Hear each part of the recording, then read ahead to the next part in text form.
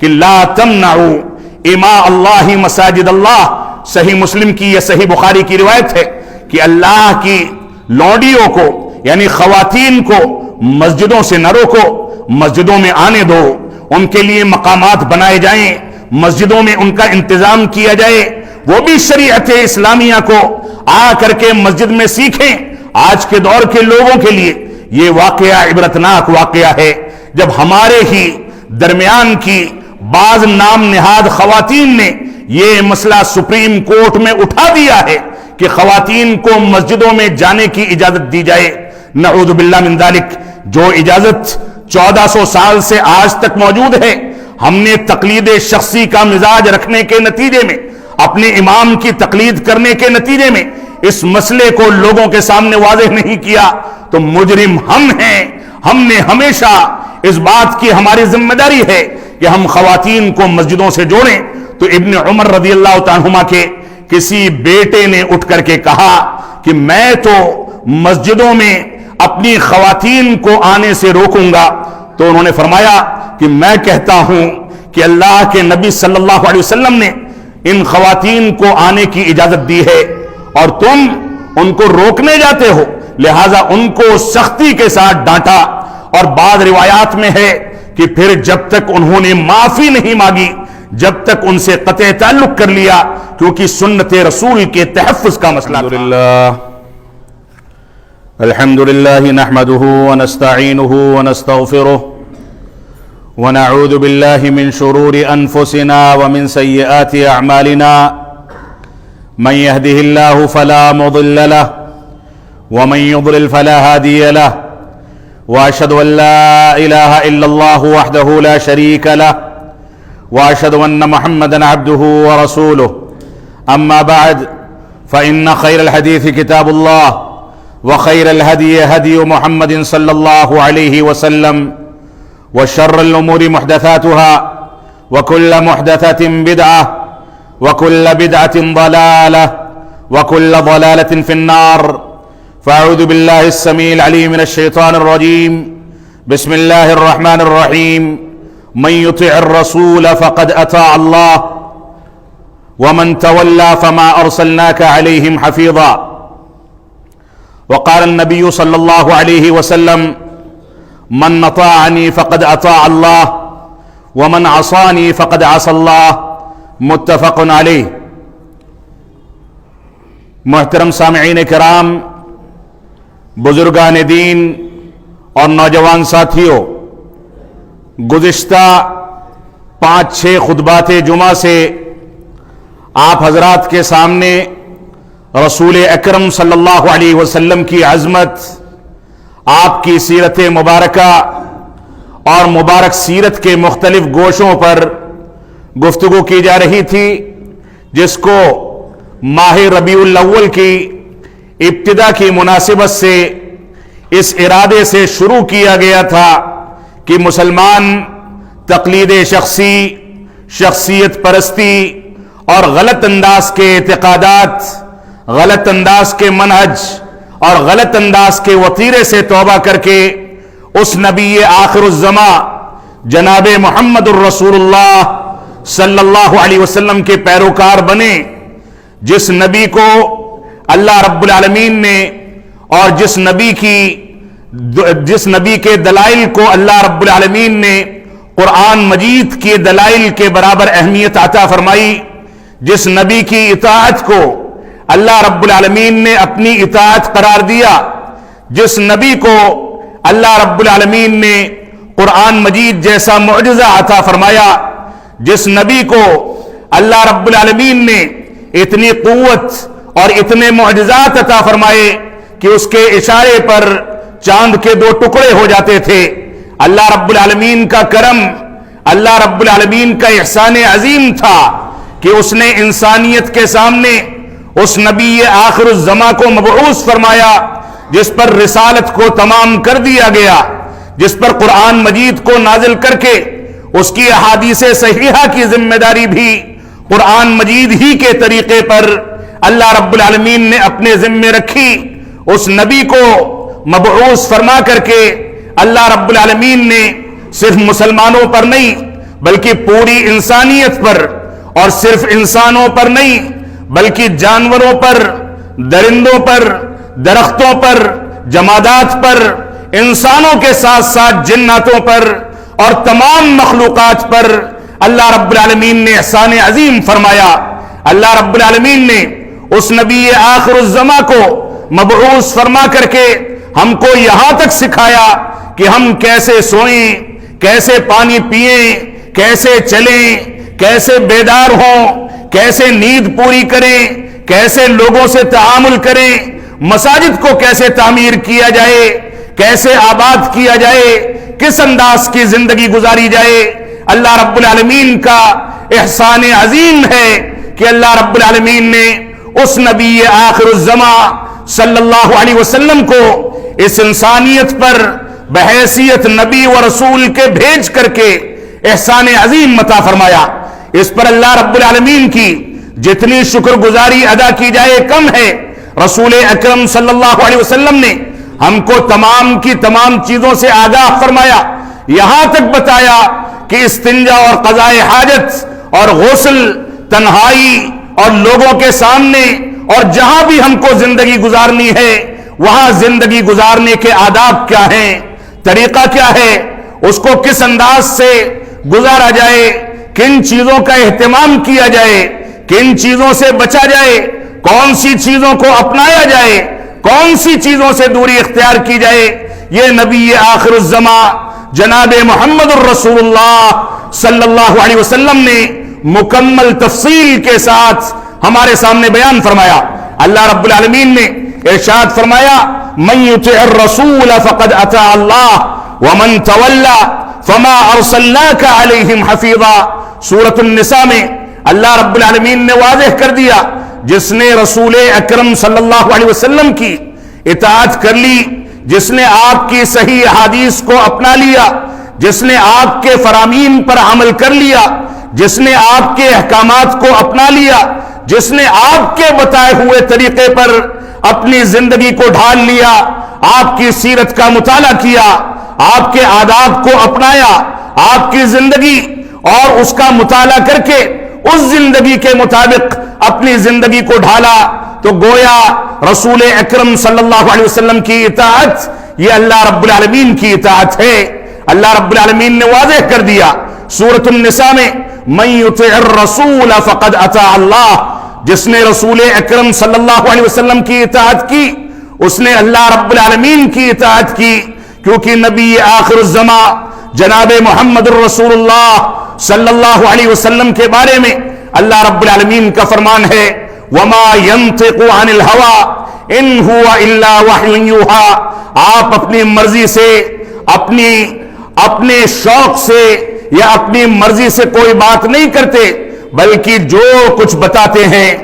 جو کچھ سکھاتے ہیں، جو کچھ حکم دیتے ہیں،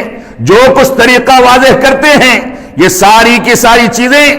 وحی یوحا ہے، یعنی اللہ رب العالمین کی جانب سے نازل کردہ وحی ہے۔ جیسے اللہ رب العالمین نے قرآن مجید کو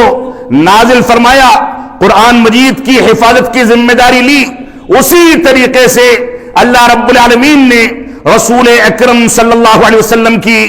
احادیث مبارکہ کو حجیت بھی عطا فرمائی اور اس کو ہمارے لیے حجت اور دلیل بھی قرار دیا اور ان کی حفاظت کی ذمہ داری بھی فرمائی۔ قیامت تک کوئی بھی انسان، کوئی بھی طاقت، کتنا بھی فریب کرنے والا، کتنی بھی توجیہ و تعویل کرنے والا، قرآن و سنت کو تبدیل کرنے والا، کتنی بھی طاقت کے ساتھ آ کر کے اسلام اور اسلامی شعائر اور اسلامی نصوص کو بدلنا چاہے، رسول اکرم صلی اللہ علیہ وسلم کی احادیث مبارکہ کی حجیت پر کوئی حرف لا کر کے کھڑا کرے، شبہات پیدا کرے، تو اللہ کی قسم سنت رسول کا دفاع کرنے والے ہر دور میں موجود تھے اور قیامت تک موجود رہیں گے۔ آج کے دور میں یہ فتنہ ایک عظیم فتنے کی شکل اختیار کرتا جا رہا ہے، اور اسی علاقے میں کئی جگہوں سے اس بات کی خبریں مل رہی ہیں کہ بعض لوگ اپنے دروس میں بیٹھ کر کے یہ بات کہتے ہیں کہ ہمارے لیے قرآن مجید کافی ہے، سنت رسول کے مطابق فیصلے کرنا، اس کو بیان کرنا، اس کو ذکر کرنا، یہ ہماری ذمہ داری نہیں ہے۔ ہم قرآن مجید سے حجت قائم کر کے سچے مسلمان بن سکتے ہیں، جبکہ قرآن مجید خود کہتا ہے کہ تم نے اگر رسول اکرم صلی اللہ علیہ وسلم کی احادیث مبارکہ پر عمل کر لیا تو گویا تم نے اللہ رب العالمین کی اطاعت کر لی۔ یہ فتنے جہاں سے بھی اٹھتے ہیں، یہ فتنے جب بھی اٹھے، جس بھی شکل میں اٹھے، جتنی طاقت کے ساتھ بھی اٹھے، ہر دور میں ان فتنوں کو اللہ رب العالمین نے بذات خود ناکام کر دیا۔ رسول اکرم صلی اللہ علیہ وسلم پر کیچڑ اچھالنے والے، آپ کی احادیث کے اوپر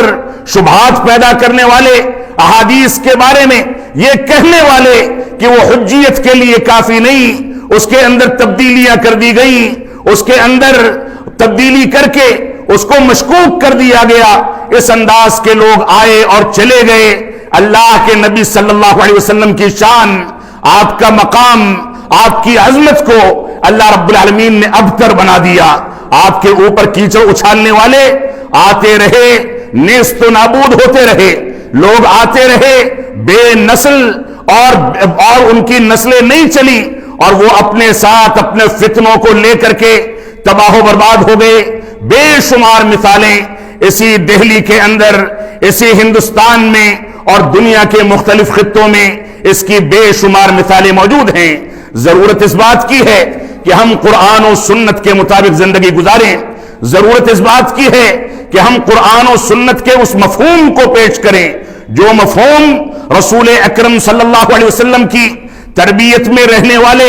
صحابہ کرام اور صحابہ کرام کی تربیت میں رہنے والے تابعین اور تبع تابعین اور اسلاف امت نے قرآن و سنت کی روشنی میں اپنی عملی زندگی میں پیش کر دیا۔ ہماری ذمہ داری ہے کہ ہم ان چیزوں کو حجت تسلیم کریں۔ تقلید شخصی، شخصیت پرستی، بدعات و خرافات، غلط انداز کی توجیہ و تعویل، قرآن و سنت کی تعویل اور غلط انداز کے فتاوے سے اپنے آپ کو بچا کر کے چلیں، ورنہ ہم تباہ و برباد ہو جائیں گے۔ آپ دیکھیں اللہ رب العالمین نے قرآن مجید کو نازل فرمایا اور اس کی شرح و تفسیر کے لیے رسول اکرم صلی اللہ علیہ وسلم نے اپنی احادیث مبارکہ کے ذریعے تفصیلی بیانات ذکر فرمائے۔ اللہ رب العالمین نے نماز پڑھنے کا حکم دیا، لیکن تفصیل قرآن مجید میں موجود نہیں ہے۔ اللہ رب العالمین نے زکوٰۃ ادا کرنے کا حکم دیا، لیکن تفاصیل قرآن مجید میں موجود نہیں ہیں۔ اللہ رب العالمین نے حج بیت اللہ کو استطاعت کی صورت میں انجام دینے کا حکم دیا، لیکن تفاصیل اگر موجود ہیں تو رسول اکرم صلی اللہ علیہ وسلم کی احادیث مبارکہ میں موجود ہیں۔ اگر کوئی شخص قرآن مجید کو حجت تمام مانتا ہے، احادیث رسول کا انکار کرتا ہے، اس سے دوری اختیار کرتا ہے، تو اس سے پوچھا جائے کہ وہ پیٹھ پر ہاتھ باندھے گا، کہ اپنی گردن پر باندھے گا، کہ اپنے سر پر باندھے گا،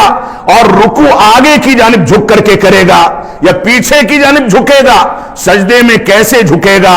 کون سی کیفیات اختیار کرے گا، ساری کی ساری تفصیل رسول اکرم صلی اللہ علیہ وسلم کی احادیث مبارکہ میں موجود ہیں۔ قرآن مجید اس کے بارے میں مکمل خاموشی اختیار کرتا ہے۔ معلوم یہ ہوا کہ قرآن مجید جیسے حجت ہے،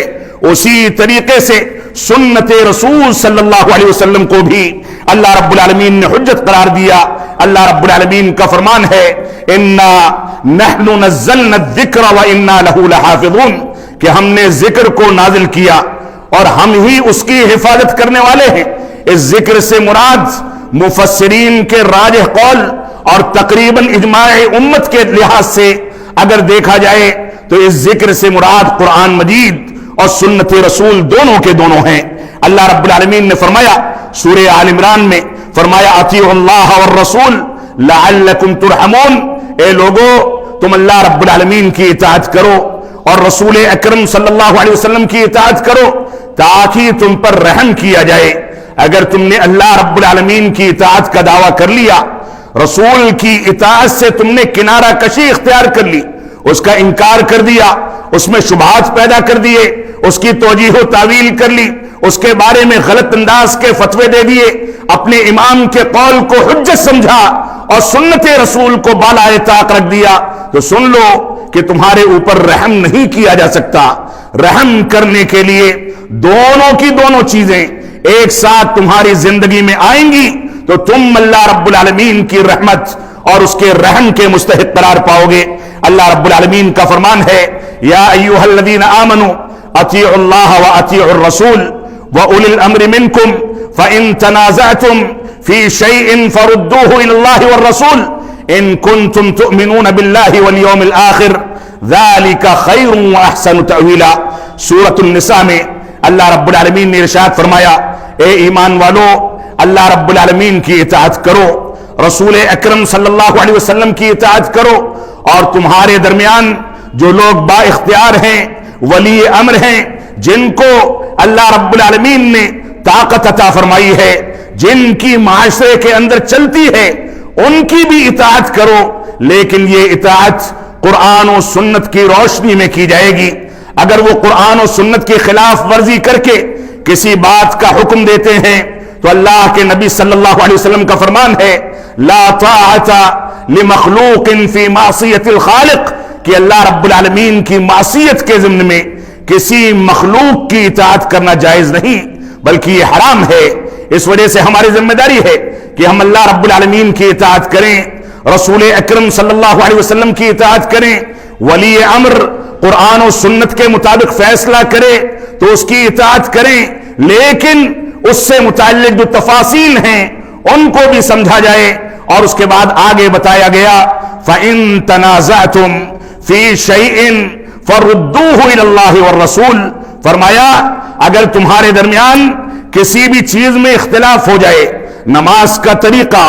زکوٰۃ کا طریقہ، حج بیت اللہ کے مسائل، قرآن مجید کے آداب، مساجد کو تعمیر کرنے کا طریقہ،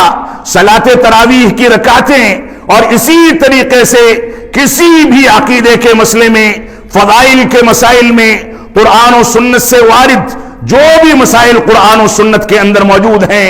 عبادات کے ہوں، احکامات کے ہوں، فضائل کے ہوں، ساری کی ساری چیزوں میں اپنے معاملات کو اختلاف کی صورت میں اللہ اور اس کے رسول کی جانب لوٹا دو۔ یہاں پر کوئی تیسرا دخل اندازی دینے کا حقدار نہیں، بلکہ اللہ اور اس کے رسول جو فیصلہ کر دیں اس کے مطابق چلو۔ تو فرمایا فَإِن تَنَازَعْتُمْ فِي شَيْءٍ فَرُدُّوهُ إِلَى اللَّهِ وَالرَّسُولِ، اگر تمہارے درمیان کچھ اختلاف ہو جاتا ہے تو اللہ اور اس کے رسول کی جانب اپنے مسائل کو، اپنے معاملات کو لوٹا دو۔ ان کنتم تؤمنون باللہ والیوم الآخر، اگر تم اللہ رب العالمین پر ایمان رکھتے ہو، یوم آخرت پر ایمان رکھتے ہو، تو تم اس اصول کو اختیار کر لو، اور تم کو اگر اپنے ایمان کو اپنے امام کے ساتھ معلق کرنا ہے، تم کو تقلید شخصی کی بنیاد پر زندگی گزارنی ہے،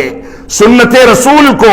اور کتاب اللہ کو نظر انداز کرنا ہے، تو ایسی صورت میں تم اللہ رب العالمین پر ایمان رکھو، یوم آخرت پر ایمان رکھو نہ رکھو، اللہ رب العالمین کو تمہاری زندگی کے منہج سے کوئی واسطہ نہیں۔ اللہ رب العالمین نے فرمایا ذالک خیر، یہ بھلائی کی بات ہے، یہ بہتر چیز ہے، واحسن تأویلا، اور انجام کے لحاظ سے بہت بہتر بات ہے کہ انسان اس اصول کے مطابق چلے۔ اللہ رب العالمین نے مختلف مقامات پر رسول اکرم صلی اللہ علیہ وسلم کی اطاعت کا حکم دیا۔ اللہ رب العالمین نے فرمایا وَأَنزَلْنَا إِلَيْكَ الذِّكْرَ لِتُبَيِّنَ النَّاسِ مَا نُزِّلَ إِلَيْهِمْ وَلَعَلَّهُمْ يَتَفَكَّرُونَ۔ سورۃ النحل میں اللہ رب العالمین نے واضح فرما دیا کہ ہم نے آپ کی جانب ذکر کو نازل فرمایا ہے تاکہ آپ اس ذکر کی تفسیر اور شرح پیش کریں جو اللہ رب العالمین نے قرآن مجید کی شکل میں آپ کے اوپر نازل فرمایا، تاکہ لوگ غور و فکر کرنے لگیں، دین کا شعور پیدا کر لیں، دین کی سمجھ پیدا کر لیں، دین کا فہم پیدا کر لیں۔ جب تک قرآن مجید کو سنت رسول صلی اللہ علیہ وسلم کے ساتھ منسلک نہیں کیا جائے گا، اس کی روشنی میں سمجھنے کی کوشش نہیں کی جائے گی، جب تک انسان کبھی کامیاب نہیں ہو سکتا۔ اللہ رب العالمین نے فرمایا فَلَا وَرَبِّكَ لا يؤمنون حتى يحكموك فيما شجر بينهم ثم لا يجدوا في انفسهم حرجا مما قضيت ويسلموا تسلیما. اللہ رب العالمین نے فرمایا اے اللہ کے نبی صلی اللہ علیہ وسلم، آپ کے رب کی قسم، یہ لوگ اس وقت تک کامل مومن نہیں ہو سکتے حتی یحکموک فیما شجر بینہم، جب تک اپنے اختلافی معاملات کو آپ کو حاکم بنا کر کے آپ کے حوالے نہ کر دیں، آپ کو اپنے تمام اختلافات میں اپنا حاکم تصور کر کے آپ کے فرمان کے مطابق فیصلہ نہ کر لیں. ثم لا يجدوا في انفسهم حرجا مما قضيت، اور اس کے بعد آپ کی مبارک حدیث کے مطابق کوئی فیصلہ کر دیا جائے یا آپ کوئی فیصلہ سنا دیں تو اس کی وجہ سے اپنے دل میں تنگی محسوس نہ کریں، کوئی حرج محسوس نہ کریں، بلکہ خوشی خوشی اس کو تسلیم کر لیں اور اطاعت و فرمانبرداری کے ساتھ اس کو مان لیں اور اس کے مطابق زندگی گزارنے لگیں. یہ اللہ رب العالمین نے رسول اکرم صلی اللہ علیہ وسلم کے مقام کا تذکرہ فرمایا. ابو ہریرہ رضی اللہ تعالیٰ عنہ فرماتے ہیں، جو روایت شروع میں پڑھی گئی صحیح بخاری صحیح مسلم کی روایت ہے، اللہ کے نبی صلی اللہ علیہ وسلم نے فرمایا من اطاعنی فقد اطاع اللہ، جس نے میری اطاعت کی اس نے گویا اللہ رب العالمین کی اطاعت کی. ومن عصانی فقد عصى اللہ، اور جس نے میری نافرمانی کی اس نے اللہ رب العالمین کی نافرمانی کی. گویا قرآن و سنت کو ایک دوسرے سے جدا نہیں کیا جا سکتا. یہ وہ سنگم ہے کہ جب اللہ رب العالمین نے غار حرا میں سب سے پہلی وحی اقرأ بسم ربک الذی خلق کو نازل فرمایا، جبریل علیہ السلام رسول اکرم صلی اللہ علیہ وسلم کے مبارک سینے کو دباتے تھے اور کہتے تھے اقرأ بسم ربک الذی خلق، آپ پڑھیں اس رب کے نام سے جس نے آپ کو پیدا فرمایا. یہ اسلام کی اور شریعت اسلامیہ اور امت محمدیہ کی پہلی وحی، قرآن مجید کی پہلی آیت کریمہ، اور اسی کے ساتھ ساتھ رسول اکرم صلی اللہ علیہ وسلم نے فرمایا ما انا بقاری، میں پڑھا لکھا نہیں ہوں تو کیا پڑھوں. جہاں قرآن مجید کی پہلی آیت کریمہ نازل ہوتی ہے وہیں رسول اکرم صلی اللہ علیہ وسلم کی زبان مبارک سے ما انا بقاری کے الفاظ وارد ہوتے ہیں اور اس کو پہلی حدیث قرار دیا جاتا ہے. یہ ایک ایسی گاڑی ہے جس کے دونوں پہیے سلامت رہیں گے تو اسلام کی گاڑی چلے گی. یہ ایک ایسا ترازو ہے جس کے دونوں پلڑوں میں ایک میں قرآن مجید اور ایک میں سنت رسول کو رکھ کر کے چلا جائے گا تو ترازو کا بیلنس برابر رہے گا. لیکن اگر ایک جانب کوئی کمی کر دی گئی تو ترازو لڑکھڑا جائے گا،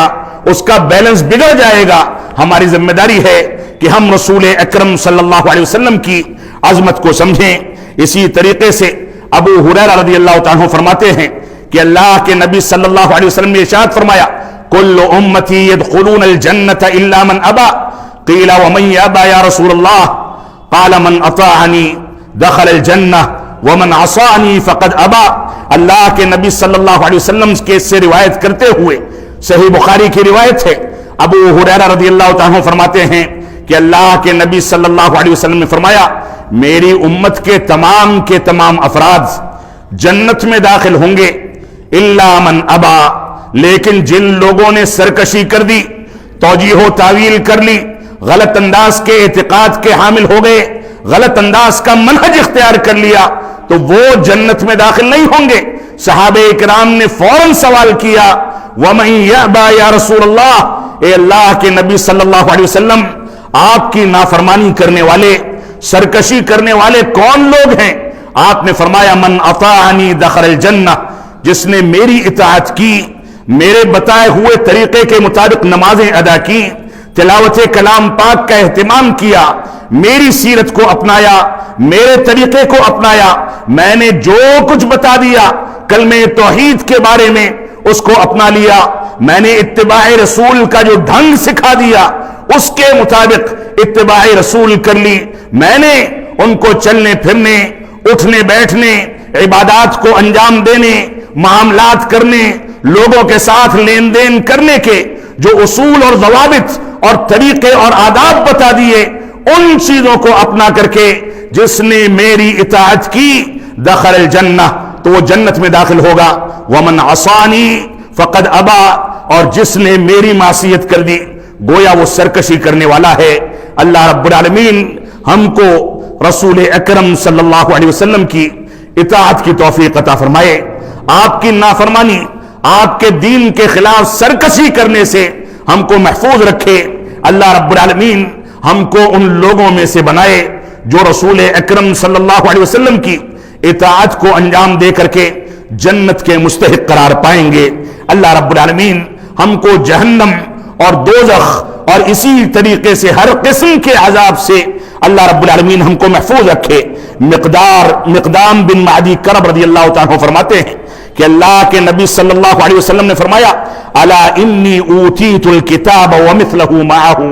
فرمایا کہ مجھ کو ایک کتاب دی گئی ہے، یعنی قرآن مجید میرے اوپر نازل کیا گیا، دنیا کا عظیم ترین معجزہ جو قرآن مجید خود چیلنج کرتا ہے کہ میرے جیسی ایک آیت ساری انسانیت، ساری طاقتیں، سارے ادبا، سارے عربی زبان جاننے والے جمع ہو کر کے پیش کرنا چاہیں تو نہیں کر سکتے۔ تو اللہ کے نبی صلی اللہ علیہ وسلم فرماتے ہیں کہ مجھ کو ایک کتاب دی گئی قرآن مجید، ومثلہ معہ، اور قرآن مجید کے ساتھ اسی جیسی ایک دوسری چیز یعنی احادیث صحیحہ، یہ دونوں کی دونوں چیزیں ایک دوسرے کو مکمل کرنے کے لیے ضروری ہیں۔ ان دونوں کی دونوں چیزوں کا مقام اگرچہ پہلا مقام قرآن مجید کا، دوسرا مقام سنت رسول کا ہے، لیکن حجت کے لحاظ سے دونوں میں تفریق کرنا یہ جائز اور درست نہیں بلکہ حرام ہے۔ دونوں کی حجت برابر ہے۔ کبھی کبھار قرآن مجید کے ذریعے حدیث رسول کو منسوخ کیا جاتا ہے، کبھی حدیث رسول کے ذریعے قرآن مجید کے کسی حکم کو منسوخ کیا جاتا ہے۔ قرآن مجید کے بہت سارے احکامات صحیح حدیثوں کے اندر موجود ہیں اور تفاصیل حدیثوں کے اندر ملتی ہے، لہذا دونوں چیزیں رسول اکرم صلی اللہ علیہ وسلم کو عطا کی گئی اور دونوں چیزیں ہمارے اسلام کی تکمیل کے لیے ناگزیر ہیں، ضروری ہیں۔ اسی طریقے سے فرمایا اللہ کے نبی صلی اللہ علیہ وسلم نے ان قریب ایک آسودہ اور پیٹ بھر کر کے کھانا پینا مکمل کر کے بیٹھنے والا اور ٹیک لگا کر کے دروس دینے والا شخص بیٹھے گا اور اس کے بعد بڑے آرام کے ساتھ یہ بات کہے گا اپنی تکیہ پر ٹیک لگا کر کے علیکم بہذا القرآن، سن لو تم لوگ اس قرآن کو اپنا لو، فما وجدتم فیہ من حلال فاحلوہ، جو کچھ اس کے اندر حلال چیزیں ملتی ہیں ان کو حلال سمجھو، اس کے اندر جو چیزیں حرام چیزیں ملتی ہیں ان کو حرام سمجھو، ان چیزوں کو وہ حرام کرے گا اور سنت رسول کو نظر انداز کر کے بڑے آرام کے ساتھ آسودہ ہو کر کے ٹیک لگا کر کے سنت رسول کے خلاف فضا قائم کرے گا۔ آج کے دور میں سنت رسول کو نکارنے والے، اس میں شبہات پیدا کرنے والے اور قرآن مجید کو حجت قرار دے کر کے اس کو تمام کرنے والے یہ وہی لوگ ہیں جو اسی انداز سے نہ حلال و حرام کی تمیز کرتے ہیں، نہ آرام اور دوسری چیزوں کا امتیاز کرتے ہیں، نہ سنت رسول کے آداب کا خیال کرتے ہیں اور غلط انداز کے فتوے دیتے ہیں۔ یہ مسند احمد، ابو داؤد اور حاکم کی صحیح روایت ہے۔ علامہ البانی رحمۃ اللہ علیہ نے اپنی کتابوں میں اس کو صحیح قرار دیا۔ اسی طریقے سے حسن بن جابر رضی اللہ تعالیٰ فرماتے ہیں کہ میں نے مقدام بن معدی کرب رضی اللہ تعالیٰ کو فرماتے ہوئے سنا کہ حرم رسول اللہ صلی اللہ علیہ وسلم یوم خیبر اشیاء، کہ اللہ کے نبی صلی اللہ علیہ وسلم نے خیبر کے موقع سے بہت ساری چیزوں کو حرام قرار دیا اور اس کے بعد فرمایا کہ ان قریب ایسا دور آئے گا کہ تم میں سے کوئی شخص مجھ کو جھٹلا دے گا، میری تکذیب کرے گا، مجھ کو جھوٹا کہے گا، میرے اقوال کو نکار دے گا اور وہ ٹیک لگا کر کے یہ جرم انجام دے گا، بڑے آرام کے ساتھ وہ لوگوں کے سامنے اپنی علمی شان کو ظاہر کر کے سنت رسول کے اوپر شبہات پیدا کرے گا اور اس کے بعد میری حدیث کو بیان کر کے یہ کہے گا بیننا و بینکم بکتاب اللہ، کتاب اللہ، کہ ہمارے اور تمہارے درمیان اللہ رب العالمین کی کتاب ہے، لہذا اس میں جو کچھ ملے اس کو حلال سمجھو، جو کچھ اس میں حرام ملے اس کو حرام سمجھو، اور اس کے بعد اللہ کے نبی صلی اللہ علیہ وسلم فرماتے ہیں الا انما حرم رسول اللہ صلی اللہ علیہ وسلم مثل ما حرم اللہ۔ حاکم اور ترمذی وغیرہ کی صحیح روایت ہے، علامہ البانی رحمۃ اللہ علیہ نے صحیح قرار دیا، فرمایا کہ خبردار تم لوگ سن لو کہ میں یعنی رسول اکرم صلی اللہ علیہ وسلم جن چیزوں کو حرام کرتے ہیں وہ چیزیں اسی طریقے سے حرام ہیں جیسے اللہ رب العالمین نے کسی چیز کو حرام قرار دیا۔ دونوں کی حرمت میں تفریق کرنا، اللہ اور اس کے رسول کے درمیان تفریق پیدا کرنا، یہ مجرموں کا طریقہ ہے، قرآن و سنت کے دشمنوں کا طریقہ ہے۔ قرآن و سنت کے سچے شیدائی ایسا کبھی نہیں کر سکتے۔ اور واقع ارتداد میں آپ دیکھیں، جب ابو بکر صدیق رضی اللہ تعالیٰ نے فرمایا کہ مانعین زکوٰۃ نے اگر ایک بکری کا بچہ یا بعض روایات کے مطابق بکری یا جانور کو باندھنے کی ایک رسی بھی اگر زکوٰۃ میں رسول اکرم صلی اللہ علیہ وسلم کے عہد مبارک میں دیتے تھے اور اس کو روک لیا تو اللہ کی قسم میں ان سے جنگ کروں گا۔ حضرت عمر بن خطاب رضی اللہ تعالیٰ نے فرمایا کہ اللہ رب العالمین نے تو فرمایا، اللہ کے رسول صلی اللہ علیہ وسلم نے تو فرمایا ہے جس نے کلمہ توحید کا اقرار کر لیا اس نے اپنے خون کو مجھ سے محفوظ کر لیا، تو آپ ان کے خلاف جہاد کیسے کریں گے؟ تو فرمایا کہ نہیں، اللہ رب العالمین کی زکوٰۃ، اللہ کے مال میں زکوٰۃ نکالنا یہ مالی عبادت ہے، اور جیسے اللہ رب العالمین کے توحید اور دوسرے ارکان اسلام و ایمان میں کوئی فرق نہیں کر سکتا، ویسے ہی اگر کسی نے صلاۃ، صوم اور زکوٰۃ کے درمیان فرق کیا، کسی نے نماز اور زکوٰۃ کے درمیان فرق کیا تو اللہ کی قسم میں اس سے قتال کروں گا، جہاد کروں گا۔ اور اس کے بعد عمر بن خطاب رضی اللہ تعالیٰ فرماتے ہیں تب میرے سمجھ میں آیا کہ زکوٰۃ اور مانعین زکوٰۃ کا فتنہ یہ کتنا عظیم فتنہ تھا جس کو ابو بکر صدیق رضی اللہ تعالیٰ نے دبا کر کے ختم کر دیا۔ اگر وہ اٹھتا تو آج تک باقی رہتا۔ اسی طریقے سے علی رضی اللہ تعالیٰ نے جب سنا کہ عثمان غنی رضی اللہ تعالیٰ نے حج تمتع کے بارے میں لوگوں کو روک دیا ہے تو وہ نکلے، حج تمتع کی نیت کی، حج و عمرہ ادا کیا اور فرمایا لا ادع سنت رسول اللہ صلی اللہ علیہ وسلم لقول احد من الناس، کسی شخص کے کسی قول کی وجہ سے میں رسول اکرم صلی اللہ علیہ وسلم کی سنت کو نظر انداز نہیں کر سکتا، چھوڑ نہیں سکتا۔ اسی طریقے سے جب ابن عمر رضی اللہ عنہما سے اور ابن عباس رضی اللہ عنہما سے، جیسا کہ علامہ